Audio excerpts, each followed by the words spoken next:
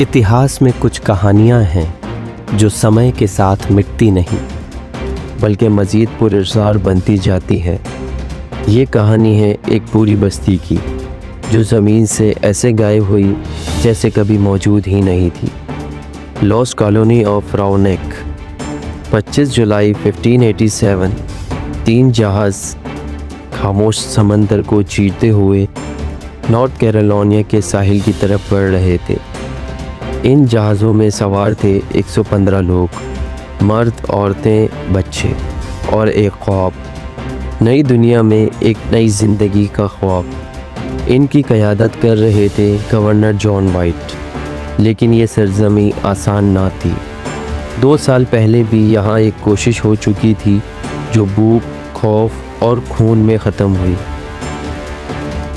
18 अगस्त 1587 एक बच्ची की पैदाइश ने अंधेरे में रोशनी की किरण जगाई।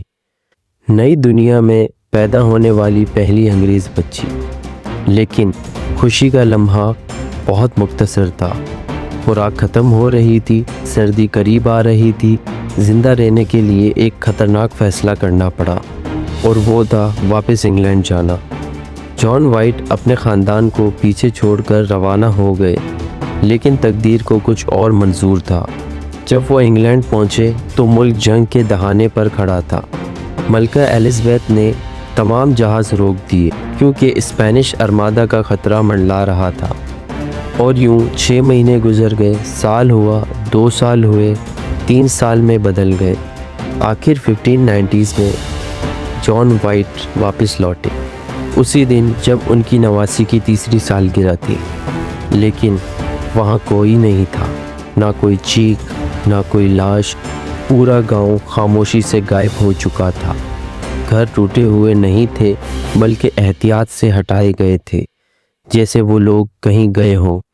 सिर्फ एक अल्फाज तर्क पर लिखा हुआ था, कैराटॉन, और एक अधूरा निशान CRO। क्या ये एक पैगाम था या एक आखिरी सुराग? कुछ कहते हैं वो मकामी कबाइल में शामिल हो गए, कुछ कहते हैं वो शुमाल की तरफ गए और मारे गए, और कुछ के मुताबिक वो समंदर में खो गए। लेकिन सच क्या है? सदियों बाद 1937 में एक पत्थर मिला जिस पर लिखा था, ये पैगाम एलेनाडोर का है।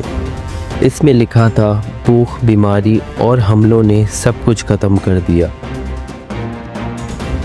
लेकिन ये उम्मीद भी झूठी निकली। ये सब कुछ एक धोखा था। आज भी ये राज ज़िंदा है। ज़मीन खोदी जा रही है, समंदर खंगाला जा रहा है, DNA तक तलाश किया जा रहा है, लेकिन जवाब अभी भी कहीं छुपा हुआ है। कभी कभी तारीख़ हमें सच नहीं देती बल्कि सवाल देती है। लॉस्ट कॉलोनी ऑफ राउनेक इन सवालों में सबसे बड़ा सवाल है। आखिर वो सब लोग कहाँ गए?